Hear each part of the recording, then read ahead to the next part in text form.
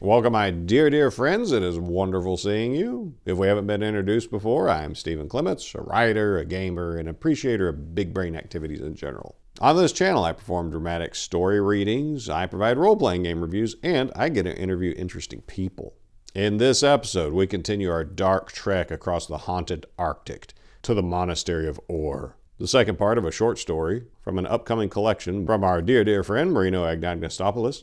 Part 1 revealed why I said this was the perfect story for this spooky month of October, because we are wall to wall with vampires in this joint. So far, Marino has only alluded to the brutality that lay ahead, and I wish us all luck in surviving the terrors that are to come. And so we depart from these safe shores to Part 2 of the Monastery of Or. Tor dreamt of the witch he once loved, when he was captain of the Elte city guard in those days long past. He dreamt of how he killed her when he discovered her infidelity. He dreamt of his beloved city falling to the evil followers of Zramalak. His home too far lost, he escaped its final destruction and became another exile traveling the world.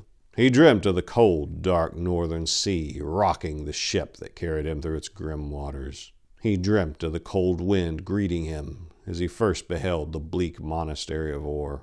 Curiously, he heard wails in the distance, in those lightless depths beyond the shore.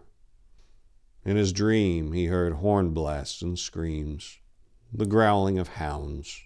The growling of hounds? Men screamed. The growling of hounds! Tor's eyes opened, fully alert. Grabbing his sword, he turned over to rouse Jodithus and Amaneth.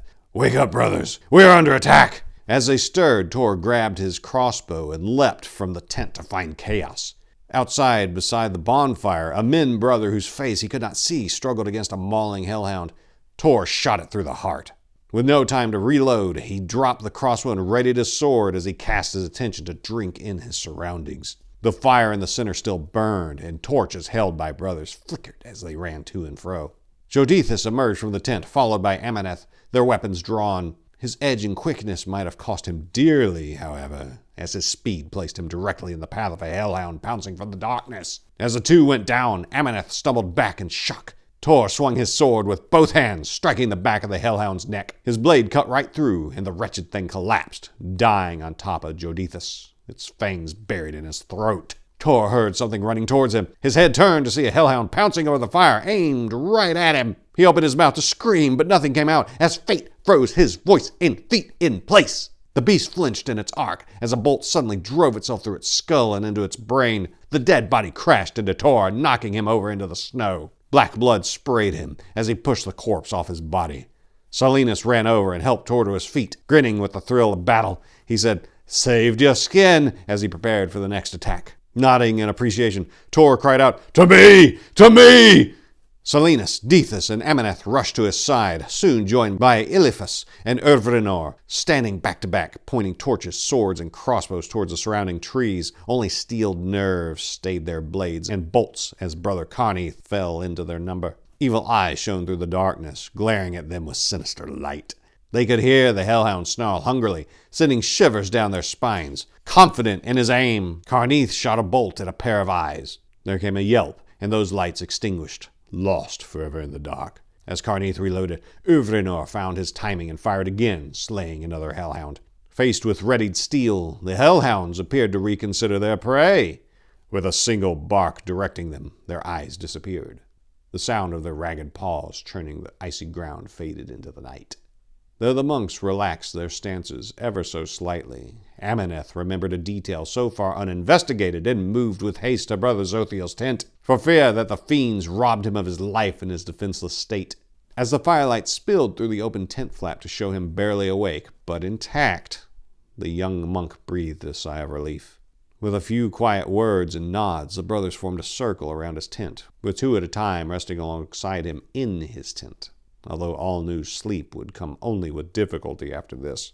They spent the night in the cold, in full alert and fear of the predators that had just attacked their camp. None dared venture beyond the light of the fire and the saving hands of their brothers. even though the counted number of their band proved incomplete. The golden sun rose behind the mountains to bring its frustrated light over the frosty lands of the north. As dawn revealed the terrifying world beyond the dying fire's light, the brothers found that the bodies of the brothers they lost sight of and feared dead had been taken. Eliphas wept bitterly for his cousin. Potos and Gorwin were missing. The only sign left of them was a bloody trail. As for the dead they spent the night on watch with, young Ameneth wept over the body of Jodithus. The survivors prepared Zothiel and his litter for departure. They said a prayer for the souls of the dead, both those missing and at hand. They reverently laid Jodithus on the fire's burning embers, and Ameneth was made to renew its flames with oil from his flask to spare his brother's body from corruption and devouring fiends. With Tor's hand on his shoulder, the young monk showed strength in the doing. Though his cheeks glistened from shed tears, he did what Balat expected of his holy order. Leaving the fire to eventually choke in winter, the monks went on their way. No words were spoken throughout the day. They moved carefully through the forest, certain that predatory eyes followed them. Even Zothiel rode quietly. Hardship prevented the healing of his wounds, and his skin was pale as snow. He breathed, but very lightly. The company trekked through the forest with eyes alert and crossbows readied. The cold became irrelevant to them. Fear, their new master, drove them now. Before the sun set, the brothers discovered a cave and decided to spend the night there. With only one way in and out, the hellhounds could not ambush them during their sleep. If those fiends brought death for them, it would be met head-on. They quietly shared their dinner. Being the eldest among them, Brother Dethus said prayers for their strength and survival. Zothiel bundled as warmly by the fire as they could manage. The order of watch was settled, and they went to slumber with loaded crossbows as their bedmates. Carneath took the first watch, sitting alone by the cave entrance with an unsheathed sword beside him and a loaded crossbow resting in his trembling fingers. Staying awake would have been difficult for Carneath if fear did not send an icy chill down his spine. Paranoia kept him alert and attentive to every sound. He could hear the nocturnal snores and moans of his companions inside the cave, but he kept his attention outside, where the real danger awaited him and his brothers. Footsteps. Somebody approached from within the cave. Had he already been on guard for his 2 hours? Almost time to be relieved of duty, he thought with no relief. Urvrinor would replace him, but Carneath expected to wake him at the appropriate time. Perhaps Urvrinor could not sleep. How could anyone with these horrors around? The company had placed their fire around an obscuring corner, but Carneath could make out a moving shadow from the light. He whispered, "Urvrinor, is that you?" He received no response. The figure from the firelight grew closer. "Urvrinor, you're early," Carneath said, taking a last look outside the cave. He could see little in the moonlight spilling through the trees, but enough to protect the cave from intruders. He turned to the next sentry as he emerged from the shadows. Carneath started when it was not Urvrinor he saw. It was Zothiel. "Zothiel!" Carneath cried in alarm, careless of the noise he made. "What are you doing here?" Zothiel did not answer. He slowly limped towards the exit of the cave, towards Carneath. When Zothiel came into the moonlight, Carneath screamed. Tor awoke to the echoes of Carneath's wails. "Up, up!" somebody cried. He scrambled to face what fresh hell the campfire might illuminate. The ground around it was covered in blood and gore. He heard a crossbow twang, and Urvrinor shouted curses from the cave mouth. Stumbling forward on numb legs with sword in hand, Tor saw Silenus and Urvrinor there, hacking down at the body of Zothiel, or at least what remained of it. Just beyond the firelight, he feared the sight of Carneath, lying bloodied and wide-eyed, his throat ripped out. "What in Zamorak's hells is happening here?" Tor cried out. Silenus answered, shouting back, "Zothiel turned! He was a vampire!" Ameneth ran past Tor to join them and yelped in horror at what he saw. Urvrinor wailed, "The bastard killed Carneath!" Ameneth continued his shrill cry. "Silence, Ameneth!" Tor commanded his trembling companion, boxing one of his ears. Ameneth abruptly quieted, but stood wide-eyed and shivering, looking at Tor. "Damn it, boy," he pressed. "Control yourself!" "Eliphas," he stuttered, "and Dethus, they were slaughtered." This brutal reality he could not deny. With no answer, no vain encouragement, Tor went back into the cave. What remained of Eliphas and Dethus lay strewn across the cave floor. Ilithus' throat was torn out. Dethus had his chest ripped open, through his chainmail. As his mind caught up to his senses, Tor gagged at the sight and the smell. Rushing back to the cave mouth, he exclaimed, "How did this happen? Hellhounds cannot give the vampire's kiss!" Breathing hard and covered in gore, Selena's thoughts tried to process the question. "Uvranor," he breathlessly asked, "did the Monastery of Men have an infection before you came?" "No! We had no vampires among us." Uvranor's eyes glared at the corpses as though they held answers. "How can this be possible?" "Liar!" Selenas called out in fury. "You are bringing evil into Or!" "Selenas, calm yourself," quietly demanded Tor.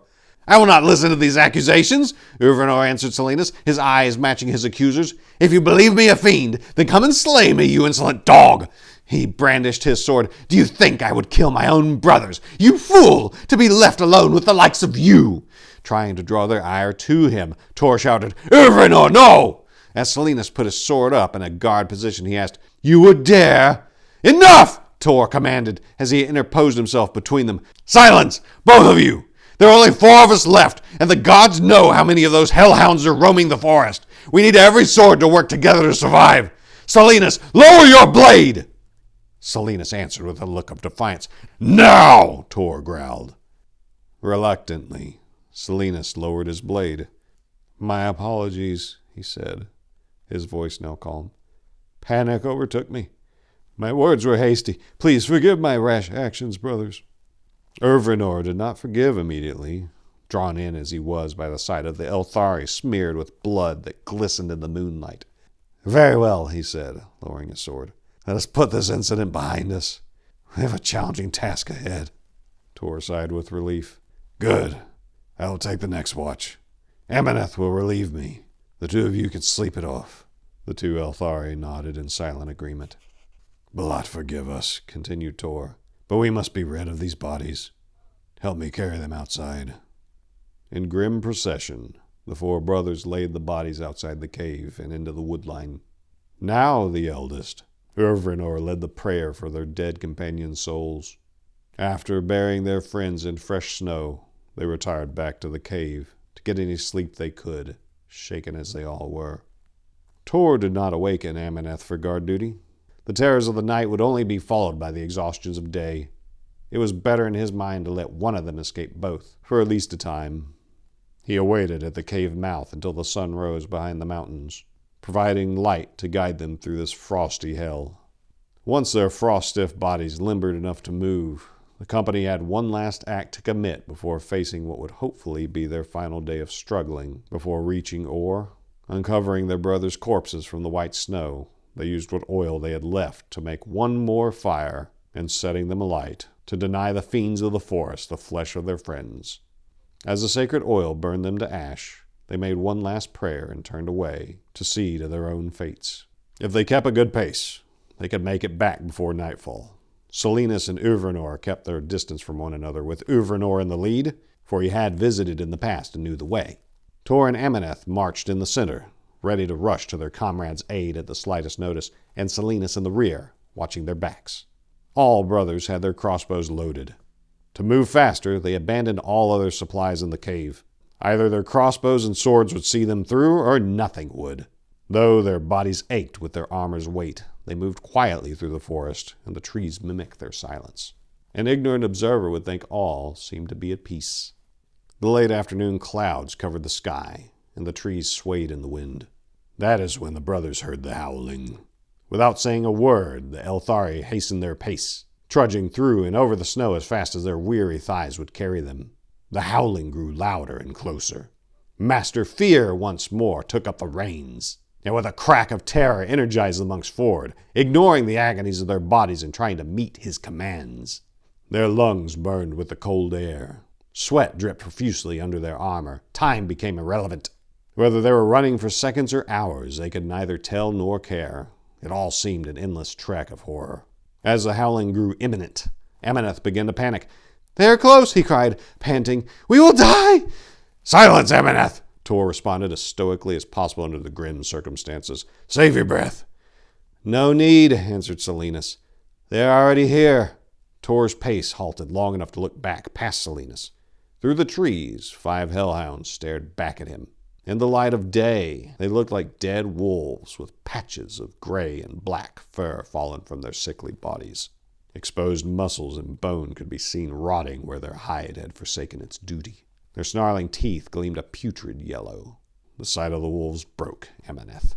With a whimper, he dropped his crossbow and fled into the forest. Seeing his young brother abandon his place alongside him, Tor cried out, "Amaneth, don't run, boy!" To distract them from the fleeing prey, he shot at a hellhound, and the bolt pierced its front leg. As it crumpled crippled, the rest ran in different directions. While he still had the shot, Urvino shot one through the ribs. "Go get the boy!" yelled Silenus, as he moved to face the threat alongside Urvinor. "We will hold them off!" Tor nodded and followed Amaneth's tracks west as fast as he could. He heard a crossbow twang, then screams, and other sounds of violence behind him. While the two brothers he left behind struggled against deadly odds, young Amaneth on his own stood no chance. Seeing no sign of him besides tracks, Tor rued, "Gods, the young one was fast." "Amaneth!" he cried to the trees, but received no response. Following the tracks in the snow, he feared the foolish boy would get them all killed. On Tor ran, his lungs burning, the sweat streaming, slowing him down. The wind whipped wildly, making the trees dance seemingly just for him. Worrying as his exertions in the coming storm were, all he cared about was saving the boy. The tracks led him to the edge of the forest, where open tundra led out to the sea.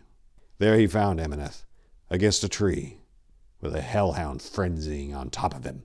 The vampiric wolf turned its head to face Tor, its eyes fully white with no pupils, looking at him like two dead orbs. Gore dripped from its yellow fangs. Tor spat, "Come for me, you scum!" It snarled in understanding. Accepting the challenge, the hellhound slowly moved away from Amaneth. Fresh blood dripped from its maw, polluting the alabaster snow with every contaminated drop. Realizing he forgot to reload a bolt, Tor dropped his crossbow and unsheathed his sword into a guard position. "Come for me, damn you," he whispered. He held back the tears trying to stream for his fallen companion. The hellhound gathered momentum and pounced at Tor. He dodged the beast and swung his sword, striking the wolf. It cut into the fiend's hide, but not deep into its rotten bones. The beast crashed into the snow. It made to face its prey, but Tor was already upon it. His slashing sword broke through its skull and into the brain, ending the hellhound. He pressed his boot on its head to wedge the blade from the corpse. Not allowing the oversight to continue, Tor retrieved and loaded his crossbow. The bolt slotted and readied. He hesitated to turn around, because then he would have to see the boy. Giving a silent prayer to Belat, if he ever heard such prayers, Tor exhaled. He had no choice but to be ready. After a quick scan of the woodline, he approached Amaneth. The boy still lived, trembling. His stomach lay gnawed open. His gut spilled onto the snow. Too far gone to speak, he stared at Tor with tearful eyes. There was nothing he could do to bind that wound. Kneeling down to place his hand on the boy's scalp, Tor closed his eyes. As the eldest brother present, he began to pray, this time out loud, this time his God having no excuse to not hear. "Belat, mightiest of gods, watch over those who have been faithful to you and your laws. Take them into your halls after they die in your service. Death is not the end, but a continuation to life beyond for those that serve you. Brother Amaneth has always served your cause. Greet his soul with the same mercy worthy of his heart and the love he has shown to those in this world." When Tor opened his eyes, he saw Amaneth had stopped breathing. Releasing the grief trapped in his lungs, Tor cursed, "Damn it, boy." "Too young to die?" asked a voice behind him. Tor swiftly turned around, crossbow aimed, to see Silenus. Both Silenus' mouth and sword were covered in gore. "Silenus," Tor said with relief, lowering his crossbow. "You're alive! Where is Uvrinor?" Silenus smiled ghastly, his teeth stained as red as his lips. "Uvrinor is inside me. I ate his heart and threw his corpse to the hellhounds." He paused to run his tongue fondly over his bloodied teeth. "It was a strong, courageous heart. I no longer feel the sickness. I feel much better." Tor slowly processed Silenus' words and their ungodly implications. When comprehension struck, Hot rage boiled his blood. Hate filled his eyes as he shivered, staring at Silenus, his teeth ground together like rocks. "You slime! You were a vampire all along!" Sucking at flesh between his incisors, Silenus answered, "I was. Valkyrius gave me the gift. Valineth was the offering I paid for it. Too bad for him. He met you." His eyes and tone grew somber. "Then I gave the gift to Zothiel. Couldn't let the poor brother die in such a state." Tor asked with venom on his tongue, "Why did you save me from the hellhound the other night? Did you wish to toy with me?" Silenus answered, as though the answer was obvious. "Why would I allow such a delicacy as yourself to be wasted on the dogs? Huh?" he asked in turn, with a raised eyebrow. Tor pointed his crossbow and fired at the vampire, hitting Silenus in the thigh. The vampire groaned in pain as he ripped the bolt out the other side. He howled as his blood sprayed across the snow. With pain still tensing his face, he raised the crimson bolt and licked what was taken from him off the arrowhead. With a sinister grin, he tossed the bolt over his shoulder. "This will be quite the fight, Tor," Silenus bragged. "See, I still have a bolt in my crossbow, and you do not. From the clearing yonder, you can see the monastery. If you kill me, will you be able to reach it? As a vampire, after I kill you and eat your brave heart, my wounds will heal. You, on the other hand, will bleed out across the snow. Should I give you a moment to pray to your God before you visit him?" "Fiend of hell!" Tor cried, his voice full of fury. Steeling himself for whatever fate came next, he promised, "My sword will sing my prayer." He lifted his blade and charged the vampire. Silenus lifted his crossbow and fired. Deneth and Merithnil stood guard upon the black ramparts of the Monastery of Or, gazing across the white field towards the snow-capped forest. Snow flurried in their air as the wind whistled against the stones. Perhaps there would be another storm this night. Deneth was a veteran of Or. 48 long years he served faithfully at Balat's outpost. Merithnil had barely been there a year. The blizzard obscured the sentry's sight as he observed the merciless landscape. Howls could be heard in the distance. Though whether these came from wolves, the wind, or something more sinister, they could not tell.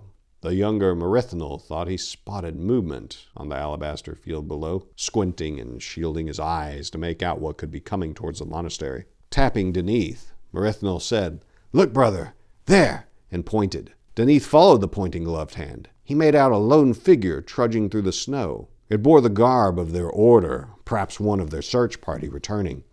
Sad. Only one. So many more had gone out. But now only one. "Quick," Deneth said. "Go ring the bell." The bells of Or rang, and brothers rushed to the gates to receive their guest. A gust of snowy wind battered the monastery as the gates opened with a sharp howl that sent chills down the brother's spine. The shadow of a figure struggled through the gale, moving step by heavy step forward into the monastery, with a sword in one hand and a severed head in the other. Once inside the open gates, the figure dropped the gore-drenched blade on the stone floor and ripped off his helmet, letting his sweat-soaked white hair drop. Tor raised the bloody head high, presenting it to his brothers before hurling the grisly trophy at their feet.